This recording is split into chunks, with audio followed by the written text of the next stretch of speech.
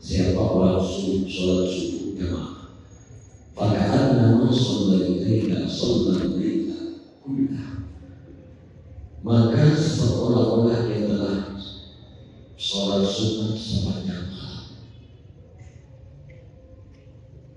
Waman sholat berdaya dalam jannah. Dalam hadis tadi, hadis Muslim, sekarang Bukhari Muslim. Siapa orang yang sholat di antara dua sholat ini, sholat yang dikerjakan di waktu teduhnya hari, yakni yang dimaksud adalah sholat subuh dan sholat asar, dakhala jannah, maka Nabi memastikan orang itu masuk ke dalam surga. Dalam hadis Muslim yang lain,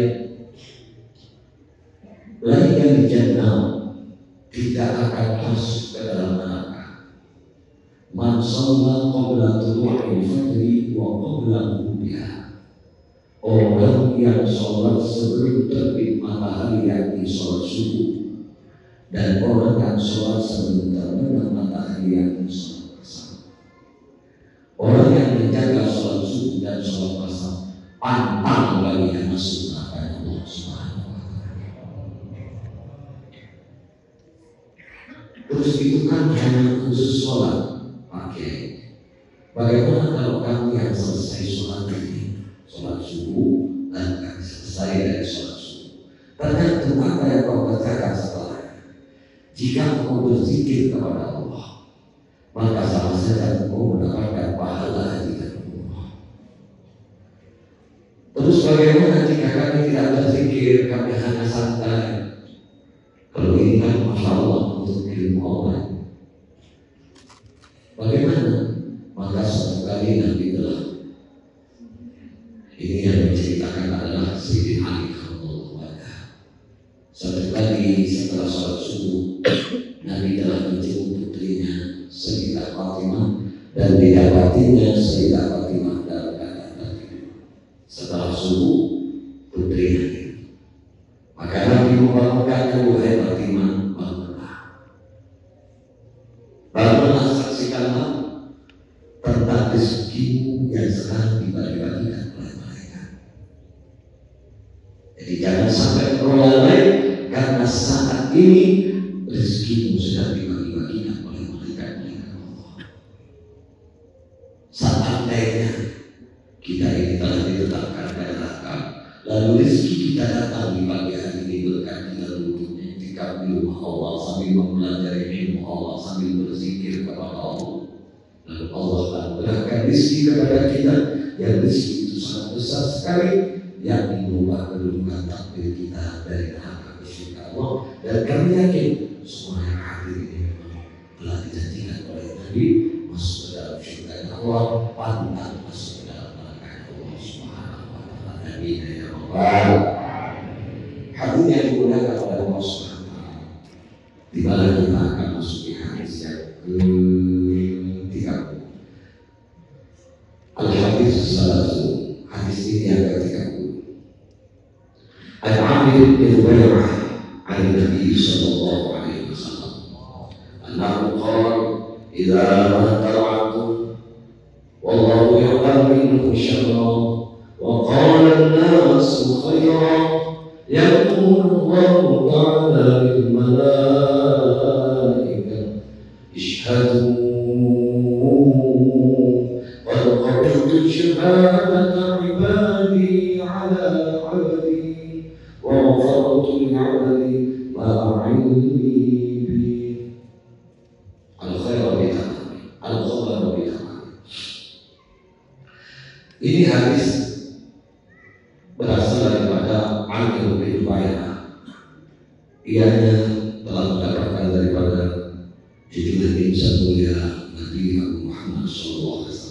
Beliau bersabda, perhatikan baik-baik isi sabda Nabi ketika seorang hamba meninggal dunia. Ini masih lanjutan hadis yang kemarin berbanyak.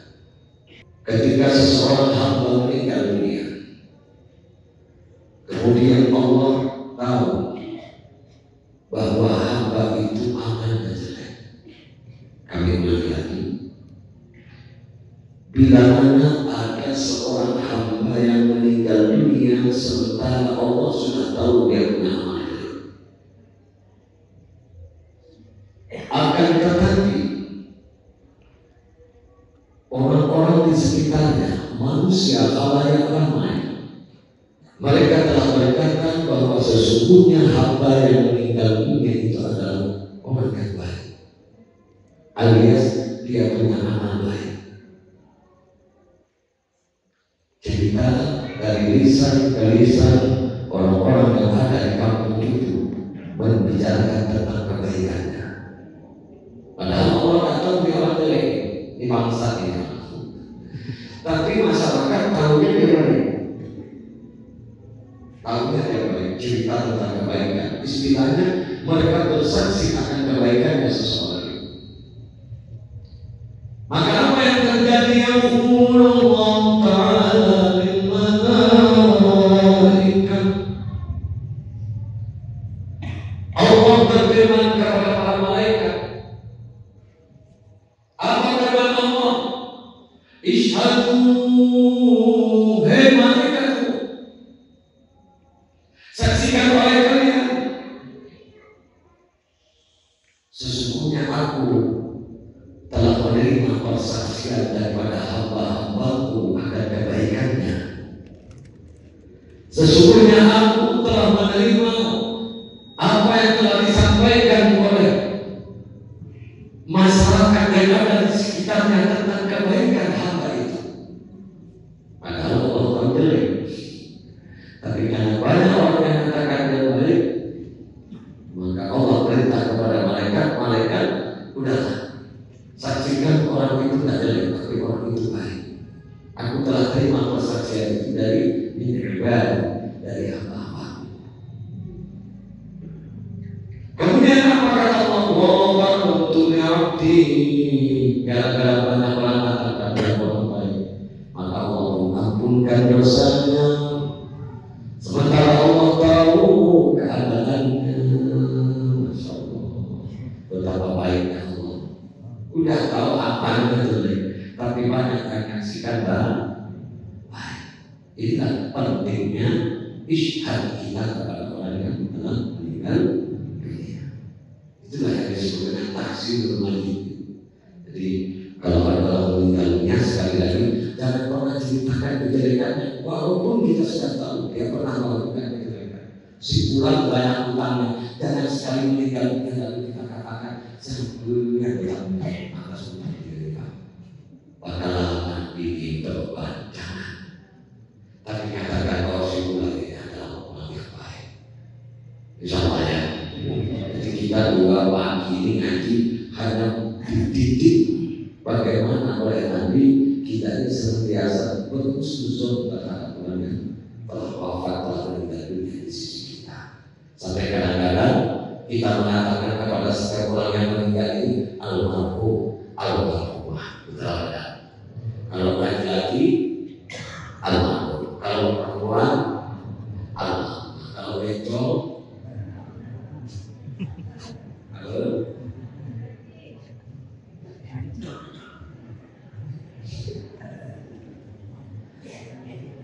apa artinya almarhum? Adalah orang yang dirahmati. Betul.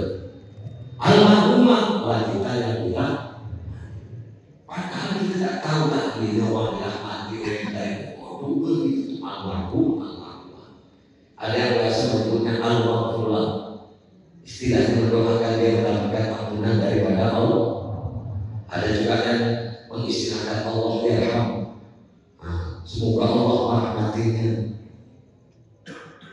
Jadi itu ulama-ulama kita mengajarkan agar kita senantiasa berprasangka baik kepada orang yang meninggal. Terus doakan dengan kebaikan, prasangka dengan kebaikan, bicara tentang kebaikannya. Seandainya Allah Subhanahu wa Ta'ala sudah tahu kepada hamba yang meninggal dunia tadi itu amal yang dia perbuat di dunia adalah jelek, akan tetapi dia punya teman, dia punya sahabat, lebih-lebih tetangganya meyakini, berbicara semuanya bahwa si fulan itu adalah baik, maka Allah sampaikan kepada mereka, udah saksikan, catat dia termasuk orang yang baik, ku ampuni dosanya berkat persaksian daripada hamba-hamba kepadamu. Masya Allah, paham dan kiri rumah baik-baiknya. Alhamdulillah. Hadirin yang dimuliakan oleh Allah, satu kisah yang lucu menurut kami. Dulu di zaman awal ada seorang laki-laki tukang penipu, gemar sekali menipu orang, sehingga dinamai penipu. Orang-orang katakan dia fulan atau, jadi fulan ini digelar toror itu ahli dibulah. Apa yang punya pemulana dan narapor sekolah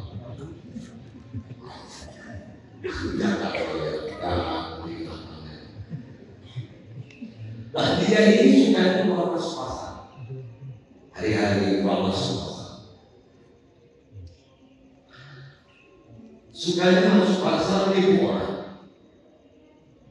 Ia ketika masuk pasar ada satu hari yang mengambil tangan seseorang, dipegangnya. Jadi orang penduduk kampung yang lagi belanja ke pasar tahu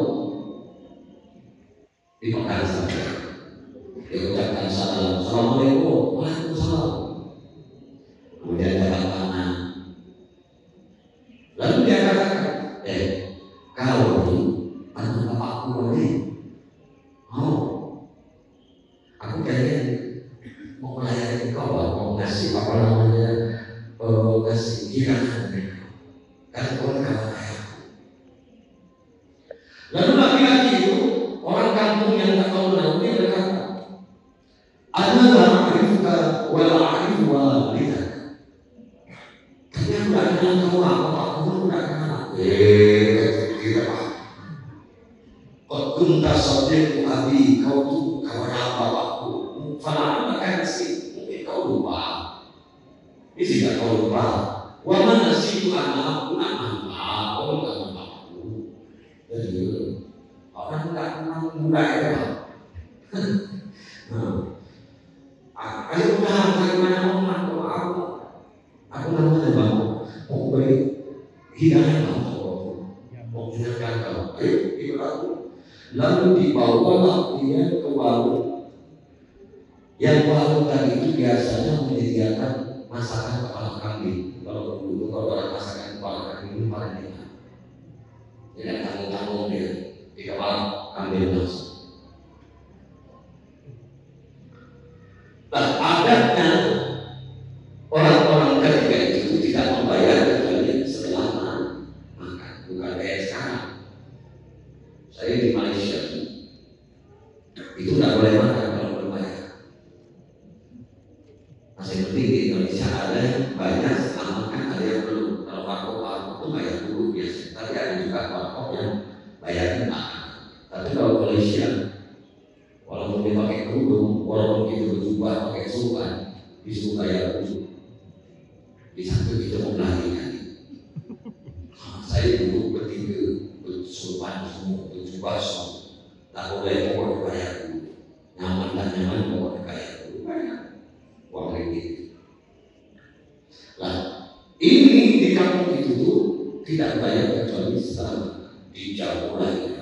Pak, pesan Pak apa? Oh ya, pada porsi ya, ini kan dua.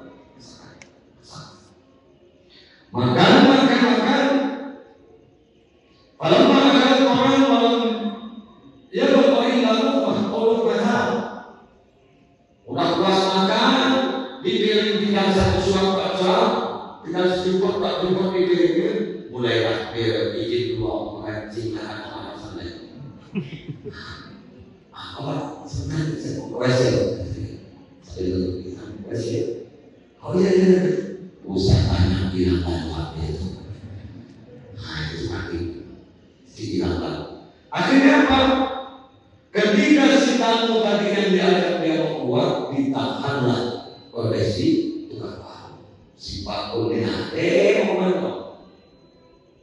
Oh, saya ditamu gitu. Aku tahu ketika satu tamu yang ditamu aku tak urusan. Yang penting masuk kalau aku boleh. Kalau aku tak ada berarti orang tahu. Silakan.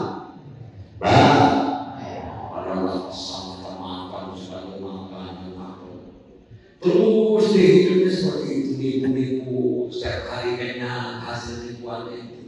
Dia tidak curi-curi, aku cuma pengen makan, dia tidak punya duit, akhirnya bawa orang nipu orang dengan tadi. Kalau yang pilih baju dua, ya aku pilih yang baju itu, aku kenal dengan kau ini, model-model kayak gitu kan. Akhirnya nanti dia langsung bayar kawannya. Hatinya dimuliakan oleh Allah sampai pada akhirnya mau menjelang azan pun dia macam itu kalau ini pun itu. Dan dia pun tahu bahwa dia sudah di bawah azan. Dia merasa bahwa model aku ini pasti narsis karena aku suka dipukul orang. Akhirnya apa yang terjadi sebelum meninggal masih dipulang dia. Apa yang ditipu? Dia jadi dua orang. Dipanggil kawan, coba mau berikan. Oh boleh Cina, ini Cina. Soalnya dulu, aku kalau mati, tolong ingatnya ya. Kalau mati, kau nanti ikut jenazah aku di belakang. Jadi begitu orang mengangkat kereta bawa ke kuburan, kau jangan jauh dari kereta di belakang. So aku katakan harus katakan ya jangan lupa ketika nikmat Rasul hadza wa kana rajulan shalihan muhsin. Katakan tidak ada di diri orang lain melainkan akhirnya akan mati. Semua itu dua orang. Dia itu tidak Allah diriku orang diri. Akhirnya bersedia orang. Dia pun meninggal dunia. Diikuti lagi jenazah. Dua orang yang sadar bayar tadi bukan menipu. Bukan menipu. Makanya dia jujur. Udah ambil uang, berarti dia harus menjawab. Diikutkan jenazahnya. Dua-duanya saling ngomong. Ini adalah yang paling bagus di dunia. Orang soleh, orang yang baik, orang tolah dari buknya dari itu. Satu orang gimana itu? Untuk dia mau paling bagus sambil Masya Allah orang soleh tengok tangan diri yang di jenazahnya yang di dalam diri yang dimasukkan ke dalam kubur. Alhamdulillah terjadi itu. Kemudian setelah dikemudian misalnya orang-orang pun pada pulang. Hatinya keluar Allah kalau melakukan malaikat mendatang mengumpul diri si penipu ini. Kalau penipu Allah di kau ya. Malaikat yang ketika malaikat datang mau menyiksa, mau nanya, mau ukur dia, apa yang terjadi? Maka di dalam kuburnya ada suara. Ada suara. Apa kata suara itu? Utruka abdi innahu asya bil khairat. Malaikat kau tinggalkan hamba ini. Dia memang hidup menipu, tapi udah aku ampuni dia. Dia harus kubur, aku tak ampuni gara-gara dua orang yang ngasihkan dia itu. Walaupun dua orang itu pada suara itu makmur ini dengan upah bangga dengan upah yang penting dia ngasihkan baik. Usah diikut kayak besok-besok model itu. Ini orang dua orang rahmat dua orang kali. Kalau tidak tentu dan dari ngaji lagi aku menangkan lo asal meninggal. Dan kamu ngajak aku bagus sama kamu boleh masuk.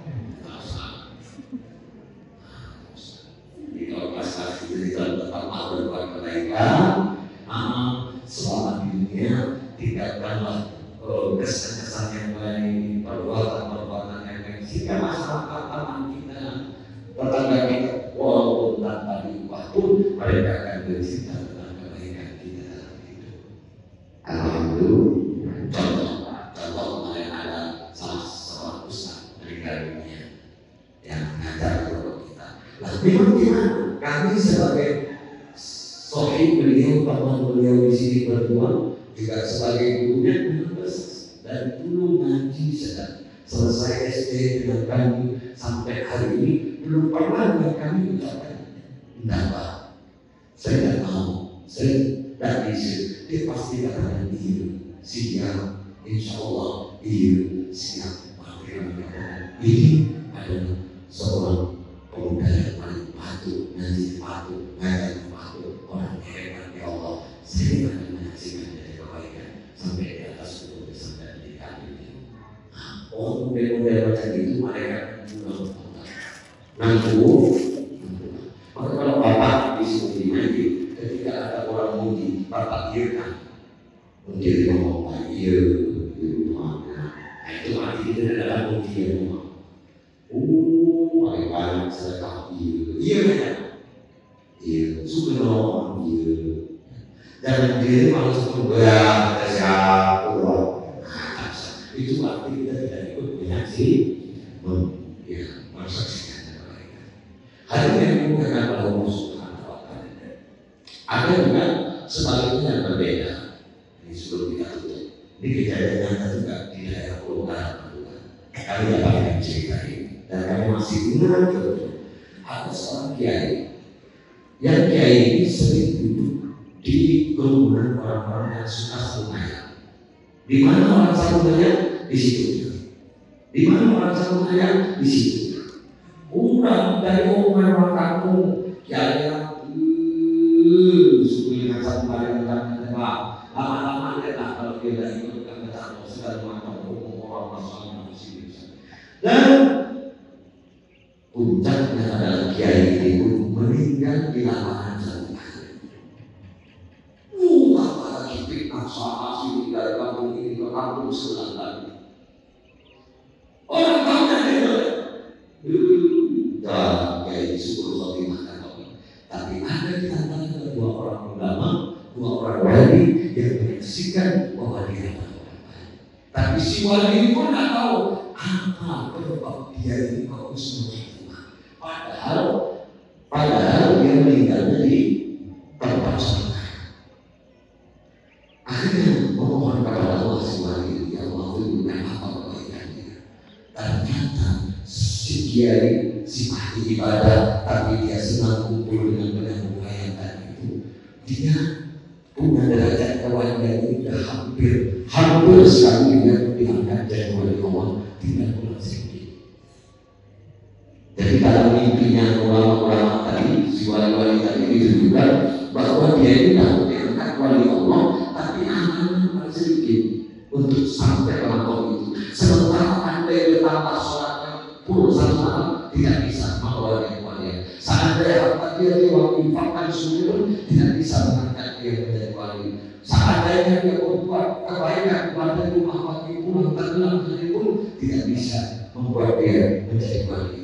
Hanya satu, yaitu bagaimana dia mendapatkan amal dari sebanyak-banyak orang. Maka dia minta kepada Allah, cukupkanlah ya Allah amal kepadaku sehingga aku bisa dipilih menjadi kekasihmu. Akhirnya dipilih oleh Allah meninggal di tempat orang satu ayat agar orang banyak bercerita kejelekan tentangnya sehingga amal-amal kebaikan kamu diberikanlah kepadanya. Akhirnya jadilah dia wali Allah Subhanahu wa Ta'ala.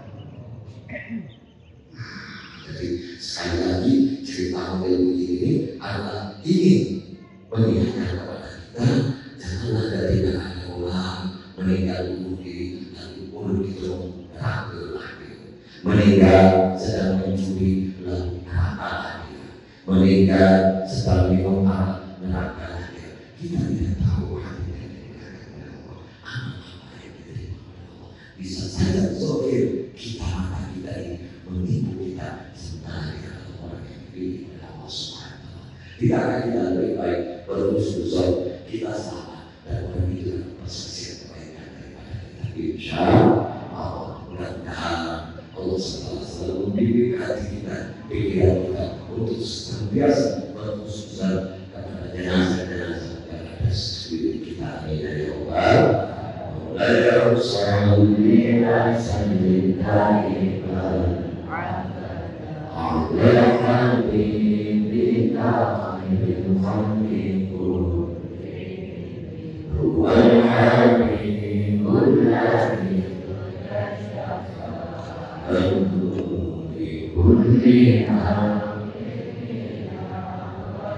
بكل تريد يا ربي المصطفى اليوم قاصدنا في لنا يا واسع يا أرحم الراحمين يا أرحم الراحمين يا أرحم الراحمين أرد على المسلمين سبحان الله وبحمده سبحان الله وبحمده أشهد أن لا إله